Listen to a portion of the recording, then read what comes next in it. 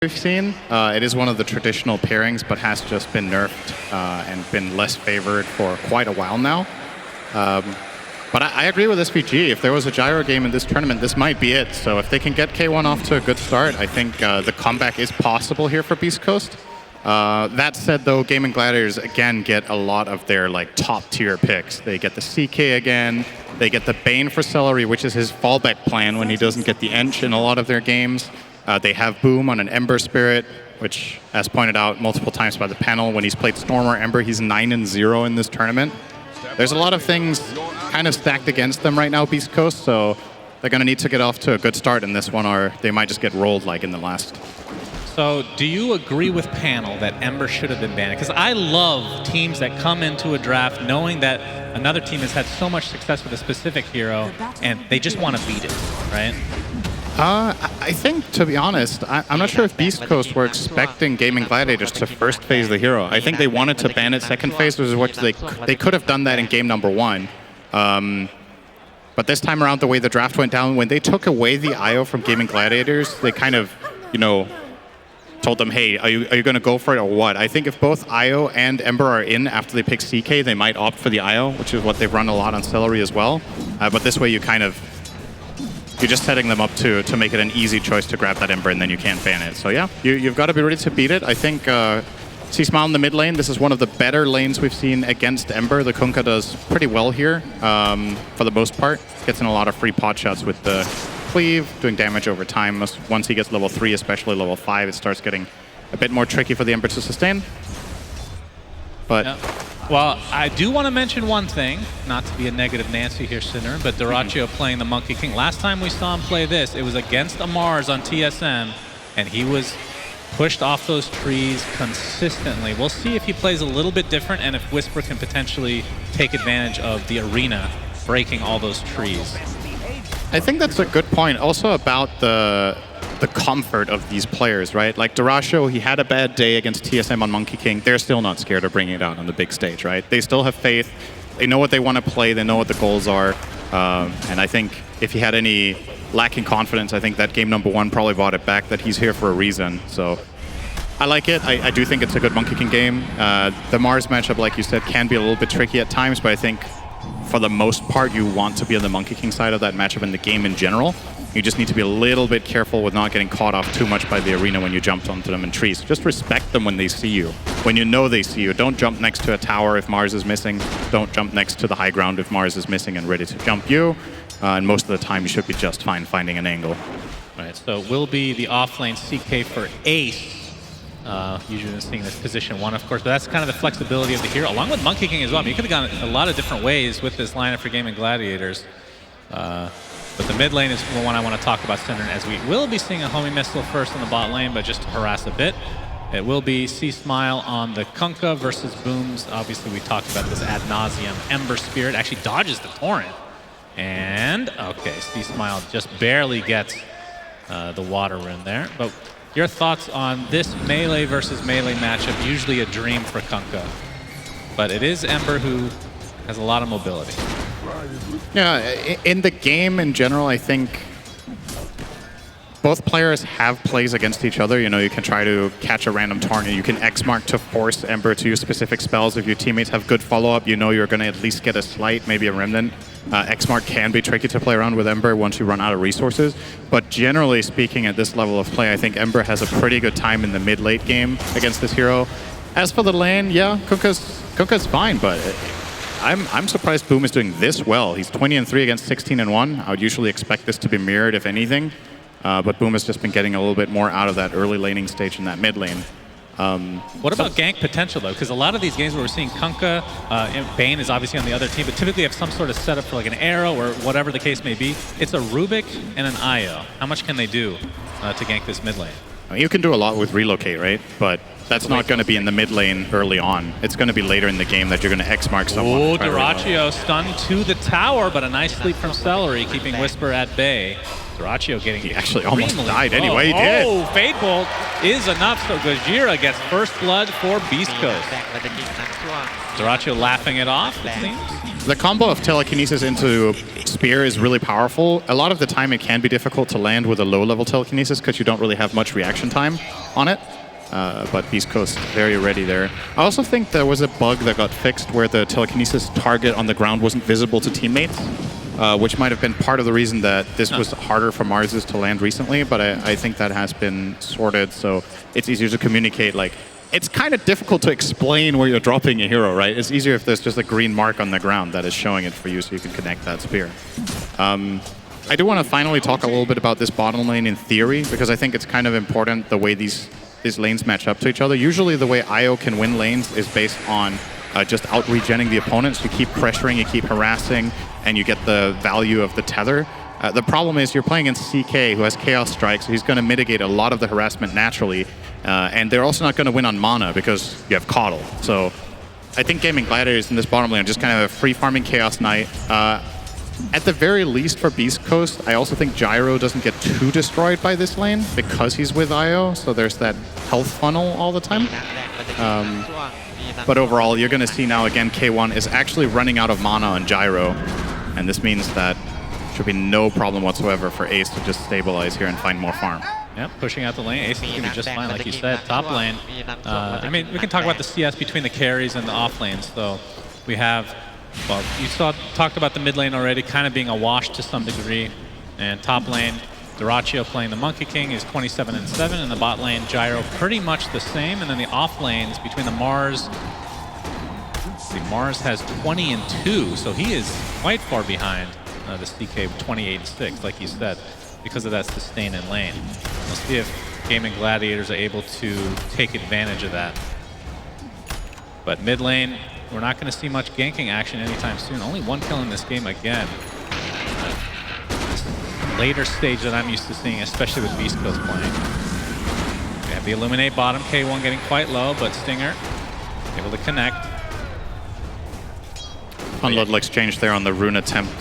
So usually what Ember does when he goes for runes minute 6 is he will run to one side and have a remnant at the other. And if he doesn't find the rune, he immediately jumps. So C-Smile was expecting that and pre-cast a torrent, but the rune was on the other side. Would have been an interesting situation if it actually had spawned bottom and Boom might have remnanted into a torrent and a potential power rune for the Kunkka. But he just got it for free, regens it up, and is actually bullying him quite hard here in the mid lane. C-Smile might be forced to use Ghost Ship just to survive.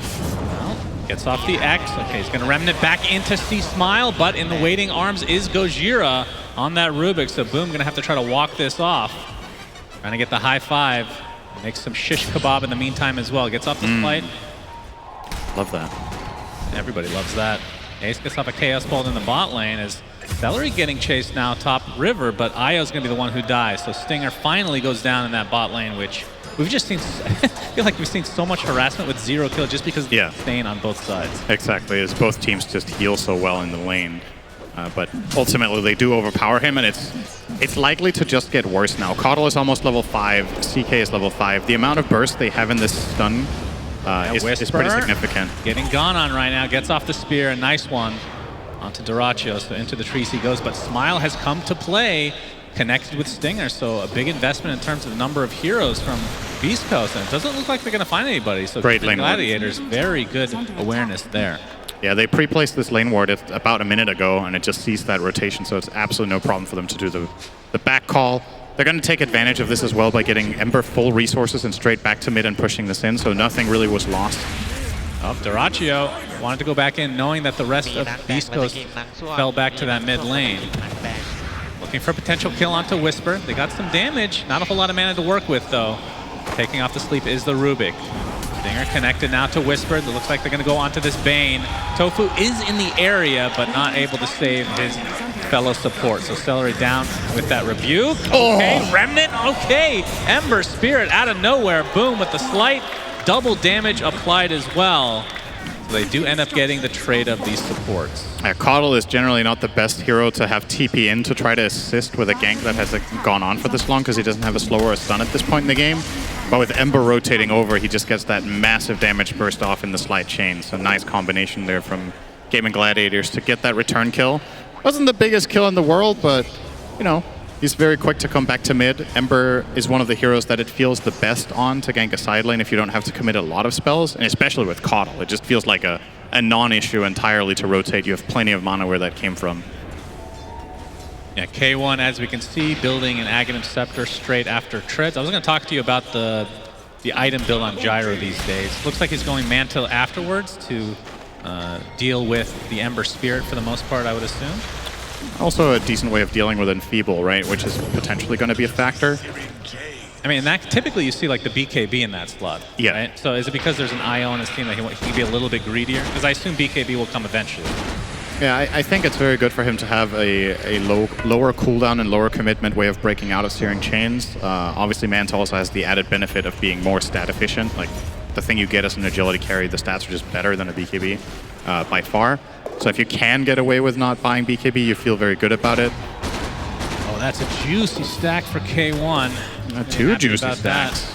Indeed. A lot of veggies here that you don't like, Shannon, but they're going to die soon. I like potatoes. Okay. You don't like tomatoes very much, though. I got a lot of carbs for the potatoes, though. Be happy to see those eradicated.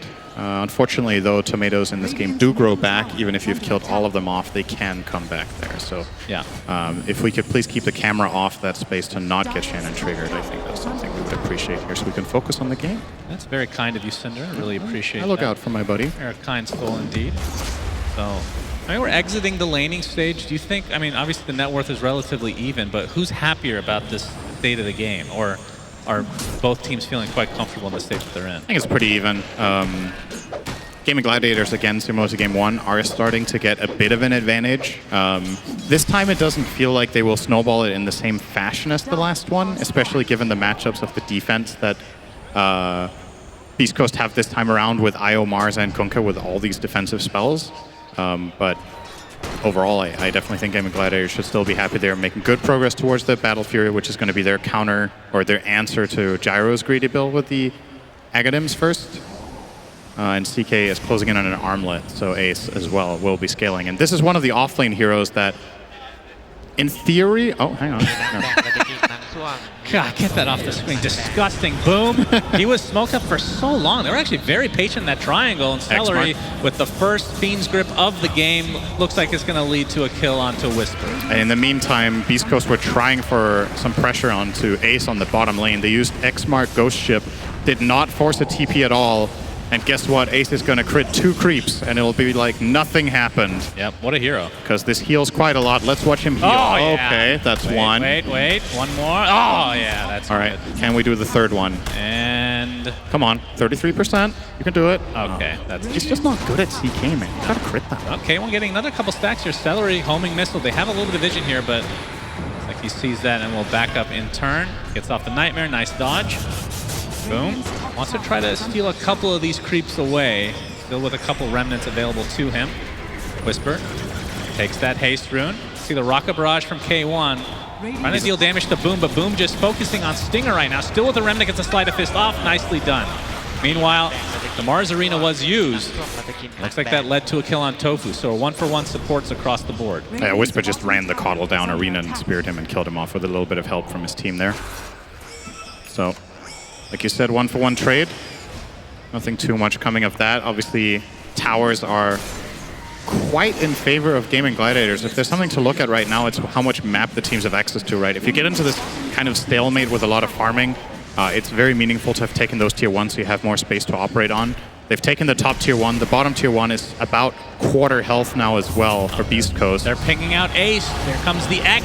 The Shark is coming, connects easily. Spear as well, just complete lockdown. They even bring K1 and Stinger to finish him off. Of course, that is a position 3 CK this game, but still a nice kill for Beast Coast. Yep. I'm going to try to transition this into a tier 1 potentially, but Tofu is here with the Illuminate, so yeah, you're not pretty annoying to deal with. I mean, that was quite the commitment, Cinder. Do you think that's maybe... Oh, Boom. Yep, Stinger. They knew that he relocated. Trying to connect again. Remnants are there as Boom able to take him out in style. The lesson was. As Boom, again, just absolutely rolling this game. Top 2 net worth along with Dyrachyo on his own team. I mean, even with the 1 tower advantage right now, if you take that away, this net worth-wise at least is dead even. Yeah, it is a pretty damn even game in terms of gold. So it's about who transitions better into that mid game. I guess something worth pointing out is the Monkey King hasn't really been involved in much of anything. He's just been farming. They have been bringing the gyro a little bit to moves in order to find successful kills. He's got only 1 assist to his name, but they did bring him to another move that wasn't successful. Oh, Arena, but instant sleep from Celery. Still going to get pinned to the Arena. And it looks like he will fall shortly after him. With the counter initiation now from Gaimin Gladiators, they still want to fight. Balance strike onto 2, remnants to come. Oh, that blind. Like a little bit of miscommunication there, but Gojira still falls. So 1 for 1. K1 now hooked up with Stinger. And Boom, very little mana to speak of, but bottles up. And obviously there's a Coddle nearby, so he's good to go. So still, all this action is another 1 for 1 just the ports. As the Aghanim Scepter is now finished for Gyrocopter, he'll get that little side gunner action. Kind of a way for him to farm a little bit more efficiently. And then the Battle Fury for Dyrachyo is on the way, actually. So they kind of align for each respective position 1. Now Blink Dagger, okay. So Whisper ready to initiate. I think beastcoast might want to try to fight now, but they need to be careful with getting into 5v5s. I think their goal should be to find an X mark or to find an arena and then use relocate and outnumber. Flat out 5-on-5 does not look great for them against pops. They know that somebody's close to this tier 1 tower. They don't know who though. Phantasm they got Whisper. Yep, they got the Searing Chain. Spear's gonna whiff. Illuminate doing a ton of damage. He's brought back in and brought to his knees. First to die, Ace though. Looks like he's gonna take the brunt of this damage with the boat into the Chaos Bolt, so ends up being another 1 for 1, but this time the offlane for offlane. A lot of these trades seem very even across the board. That difference here being, again, Dyrachyo not involved. So he's going to be pushing out top. He's going to be finding that little bit of extra farm. Now he's TPing bot to try and play the triangle. There's a huge stack for him here. He could stack it one more time. 4 minutes 16, which he is about to do. And maybe even grab himself the other stack. So let's see, does he get both? That stack did not succeed, did it? No. Oh, he did with the stun. He only gets 1 though. He didn't get the big camp, but he did stack the Ancients with the... Yeah, let's get a round of applause for that stack. 1 out of 2, not too bad. Excellent stuff. As you and I agreed, 50% success rate is pretty good. You round it up to 100, so very good. Absolutely. He got them both, in other words. Indeed. So Dyrachyo, like you said, not involved, but Gaimin Gladiators are perfectly fine with that as he is farming quite well indeed. Looks like BKB is next up for him. We're seeing a lot of Aghanim Scepters on these Monkey Kings. Do you expect that to come out after the BKB potentially? I'm not sure. I think the BKB into may be a higher damage item. Hold that horse in there in Celery with the grip. We have the relocate coming. Boom, thinking about going in. Gets off the slight, but there's the arena. Nice dodge from Celery. Looks like he'll still fall, but look at the commitment from Beast Coast to try to counteract this. They bring their literal entire team. Ace is here all of a sudden. He's going to get grip. That's the stolen grip from Gojira. Nicely done. Wukong's command from Dyrachyo. Not going to be enough to save his comrade at arms, but boom, if they can get this kill onto K1, this will be huge. Searing Chains. He's dropping slowly. Another right click. Not quite enough. Boom. Finally with the sleight of fist. Brings him down. Tofu will be the trade, though. And Boom really wants to get more now. Go. Absolutely. He's dealing so much damage. Double kill for him. As Whisper has to be careful because Dyrachyo's still in the trees. Gojira instant telekinesis. Doesn't matter. The Boundless Strike is to come. Mischief keeps going a little bit longer. Dyrachyo looks like he's going to be able to get out just fine. Man, that was close. That was clutch as all hell from Dyrachyo to actually get away from that situation. Oh, Whisper actually guessed the tree, but he is too late on that TP. Very nice plays from both teams there. A lot of great spell casting. Worth highlighting as well there. Gojira Schofield gets the steal. Quinn was talking about this on the panel, how stealing Searing Chains is almost never good on Rubik, but he did find a moment here that it actually did matter. So you're going to see here once this chase goes into the tower, Ember will want to use the Searing Chains a second time here after being given mana by the Coddle. They've been stolen now by Rubik, and he's holding on to them forever. Just waiting.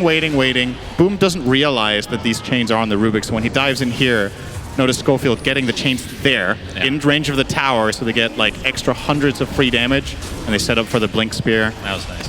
And even trying to get Dyrachyo there, so close, but very clutch on the jump away. He died, though. He did. So he didn't die in that clip, but that was a setup for him to die in live.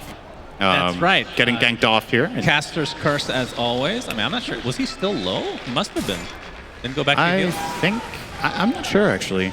Well, maybe we'll get a replay of that. Either way, that is a big kill for Beast Coast. That is huge. That's more or less equalizing the game. That was the kill they really wanted to find. All right, here we go. Yeah, so we see it here. So half HP in the jungle. No problem. A little bit greedy, I won't lie. I mean, I know when that Battle Fury comes out, the greed just, it's exponential almost. It just keeps going on and on and on until you die. So let's see if he kind of resets that mentality as Celery in the opposing jungle. It was close to the BKB. I think he needed an additional 3 camps and maybe 1 wave. So quite a bit of a setback there. The BKB timing around 20 minutes with Battle Fury is what you want to see as Monkey King. Yeah. He's also been fortunate enough to find a Brigand's Blade, which is definitely going to help him quite a lot. Great item on that hero. K1 is now the top net worth in the game because of that kill. And actually, he went for the Band of Elven skin. So I thought that was going to be the Manta, but actually he's opting for the BKB first. Yeah. So changes his mind. Will still end up going for the Manta at some point. Although it looks like the Chrysalis might be first up for him. This next team fight is going to be so crucial. If Beast Coast managed to find it before the BKB is online on Monkey King, I think I favor them. He's very close, though. He found another nice bit of farm in the jungle with stacks. Arena. Yep. Celery easy kill. And dead. And stolen was Brain Sap as BKBs picked up on both respective sides simultaneously. There's now a mech online for Stinger, so obviously one of the best mech carriers in the game. Man, even more. Look at the timing on these BKBs. Yep. 4 out of nowhere now is Smile. Not going to be able to do much here. Boundless Strike from afar, but Gaimin Gladiators looking to reset. Yeah. Gojira stole the Searing Chains once again. See if he can find a similarly impressive situation to before. I doubt it, but he does you never have know. Shard now, by the way, so they have kind of... I mean, Io is a save type hero. Now, that's true, another save. Now Rubik can follow suit. Yeah, it's a very, very nice way of getting your core out of the Monkey King arena. So. Yeah, they did not pop with that smoke, but still go on top of the illusion. So Smile knows that they're in the area. Light a fist. Like they're just going to try to clear up. Okay. Grip. Oh, he's thrown away. Global range, basically, but the telekinesis comes in. Smile looks to be just fine. Gojira, not so much.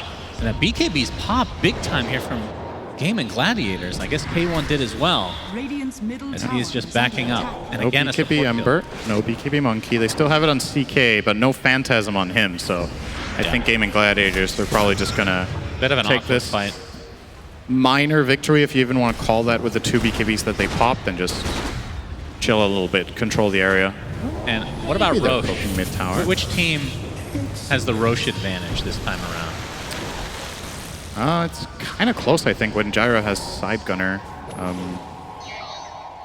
Neither of them are super fast. Yeah. If it was pre-nerf CK, I think I would pick the Dire, just for the Chaos Strike bonus on Roche. I think it's kind of close. Overcharge with Gyro is always... And what about team fights in Roche? So, to contest in one. You have the Arena, you have Wukong's Command on the other side. I would assume Beast Coast slightly... Yeah, I like Beast Coast in an arena fight simply because they have this better saves, right? They can telekinesis out, they have relocate, they have ghost ship. So they have more options of resetting and disengaging, and I think the key hero to look out for will be Boom on that Ember to try to chase down and kill the supports. You want to kill Io and Rubik here. A1 getting slowed down. Nightmare setup. Boundless Strike is there as well. Chaos Bolt as well. Whisper gets off the arena though, but they've lost the gyro. And now Whisper running away. The rest of his team was trying to go for a gank in the top jungle to try to wrap around, but it ends up costing them 2 cores. Awesome Nightmare from Celery on the Io. Stinger. Couldn't do anything. Trying to run away, still attached to a teammate. Dyrachyo and company look to be finishing off their 3rd hero. Ace, awkwardly up here, still has his TP. Very well done by the Gladiators. I'm not sure how Celery reached that Nightmare. It has to have been during a tether or something. He was very far away from him, and he doesn't have Aether Lens. Is this enough to Roche? That essentially just set that up. I think they have enough time, probably. No Phantasm once again, though, so maybe it will be a little bit close. It is scanned out, but... Yeah. Wisp is not up for 20 seconds, which would be the relocate for the gyro in all likelihood, because they probably won't be able to get here in time, and yeah, it's going to be too late. So Gaimin Gladiators with that 5K lead now and Aegis. They got, I believe, every Roche last game as well, so... I think so, yeah. They're separating themselves just a bit from Beast Coast. If Beast Coast knew for a fact that that Roche was happening, they might have been able to delay it long enough with 2 Torrents and a Ghost Ship, but... Well, they scanned it right at the beginning. Yeah, but it's not enough for them to move there when they have no information about the placement of enemy heroes, right? They don't have a good offensive ward to cover the area. They have the one on the enemy side of the hill, which gives a little bit of knowledge about where they are, but they don't see their own triangle high ground. So if you walk up there, you could just get caught and just blasted, and then the Roche is free, but you also lost 2 cores, right? So you're probably better off just not taking the risk and letting that go the way of Gaimin Gladiators. Like you said, 5K lead. Starting to approach some new important items. Monkey King almost has the axe. You are right, he was going to go for that. Chaos Knight Dagger in 100. Ember is building his own axe as well. And Celery on the way to a Vlad. So we'll get the ever so beloved Wraith Pact. Oh, yeah. It says a lot about Wraith Pact when you start buying it on Bane over Lens. That is very telling about how good this item is right now for these pro teams, because that has been the stable item for Bane for seemingly ever, has been to get that Lens. Oh, the catch-up. Initiation. They find Celery again, but boom.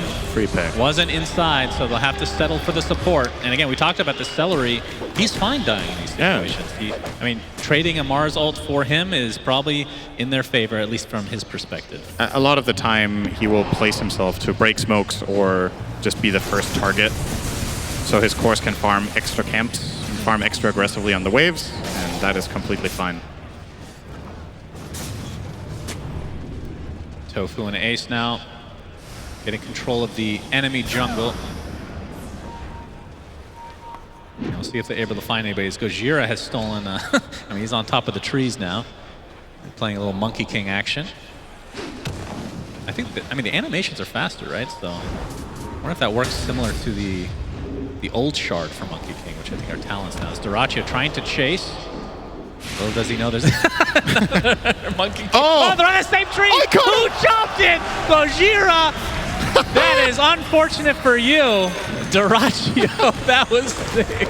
Wait, were they on the same tree? Yeah. And he cut it and they both got stunned? I don't think Dyrachyo. Okay, we're going to look at a replay. Too, right? All right, we're going to look at the replay. Oh, that's hilarious if that's the case. We can investigate. I mean, was it too much weight for 2 heroes to be on the same tree, or maybe did he cut it with the Battle Fury? Either way, the Tier 2 tower is going to be taken out uncontested. As we can see, the Aghanim Scepter online for Dyrachyo. And still 2 minutes with the Aegis. Oh, Boom might find more here. If Stinger... Oh, K1 forced the BKB TP. And that's a relatively fresh one, right? That was the 8-second charge, so down to 7 he goes.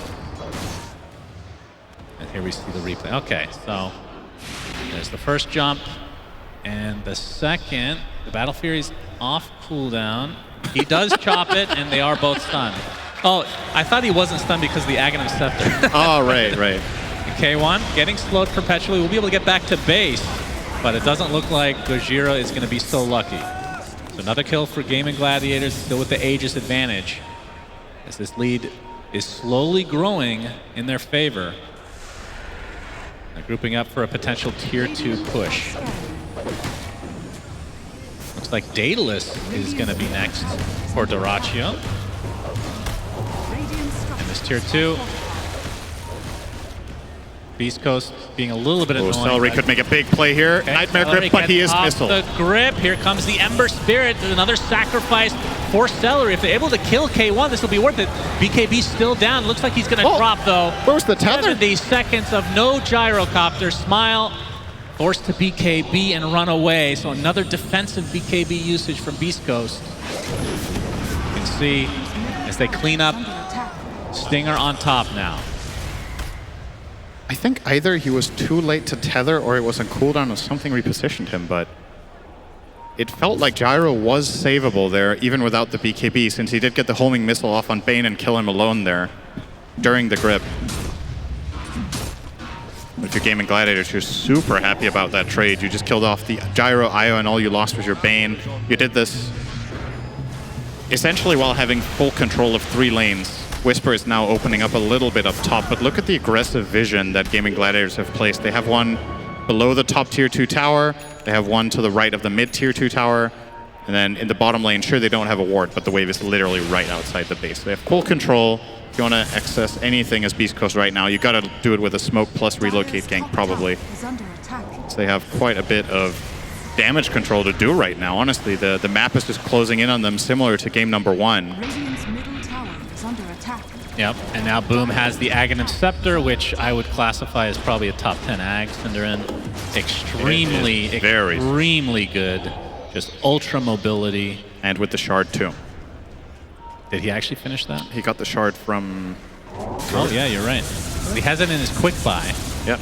Maybe he'll buy it for a teammate, if only that worked. Maybe for Alchemist, that would be an interesting change. I like that. Oh. Okay, on to Smile we go. For Gaimin Gladiators, has to pop his BKBs. The Mars Arena from Whisper, the BKB from him as well. Again, focusing on Celery. Looks like they'll find him eventually, along with Tofu as well. Buyback, though, onto Celery's. Dyrachyo gets off that Wukong's command. Both supports dead for Beast Coast as K1 attempting to get out, but a nice boundless strike onto 2. Dyrachyo cleans up K1. Whisper left all alone, and it looks like he is next on the list for Gaimin Gladiators, and they have extended this lead to 11K. And things are looking quite good for them to potentially 2-0 here. Nice play there from Gaimin as well. The Gyro is holding his Manta the whole time to try to break slight chains, but what they did was they stunned him from the trees with Monkey King, so he has no chance to react. He also can't disjoint the Chaos Bolt because he's already sitting in the Monkey Stun. And you saw him use Manta on 5% health because he was stunned from 80 to there. So not really much to do. First lane of Barracks goes the way of Gaimin Gladiators, and they're just looking like the stronger team, which arguably isn't too surprising considering how the groups went, considering how they were looking against TSM, but you had this thought in the back of your mind, okay, can they do it on the big stage? Are they going to mess up a little bit and throw away their lead? Has not been the case today at all. Yeah, they have been on another level today, for sure. And I think they were quite angry with their performance against TSM. Of course, nothing to take away from TSM as they played extremely well in addition.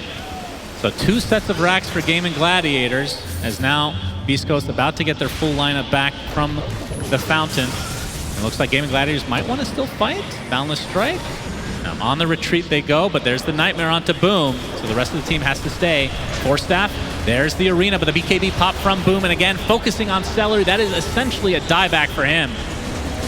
Now the focus on the K1 and company. Boom is out of Remnants. Yep. Okay, the Rebuke. Oh. That's a double kill for Whisper. Ace finds 1 kill in the meantime. He gets out the Phantasm as well. Inside the Wukong's command. Down goes Gyro again. No buyback. And the buyback comes out from Boom, so he can get back extremely fast. And this looks to be it, as Gaimin Gladiators knocking Beast Coast out if things continue. So Beast Coast with a very good run in this tournament, but it looks like it ends here. On to the Ancient they go, so Gaimin Gladiators, GG is called. Very, very impressive performance from them. Yeah, definitely a team to look out for now for the rest of the bracket.